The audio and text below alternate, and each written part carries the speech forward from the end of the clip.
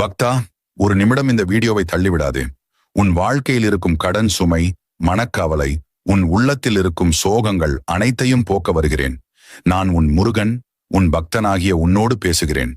பக்தா, நீ அனுபவிக்கும் துயரங்கள் எவ்வளவு பெரியதாயிருந்தாலும் என் அருளால் அவை அனைத்தும் குறைந்து உன் வாழ்க்கை ஒளியால் நிரம்பும்.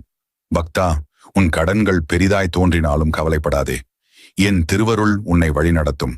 நீ நம்பிக்கையுடன் ஓம் முருகா என்று கூறும்போது அந்த ஒளி உன் வீட்டுக்குள் செல்லும் ஒளியாகி இருட்டை அகற்றும்.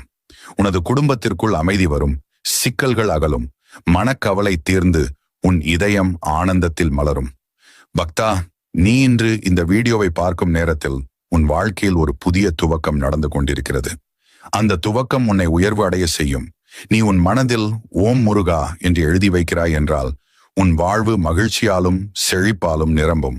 அதனால் பக்தா,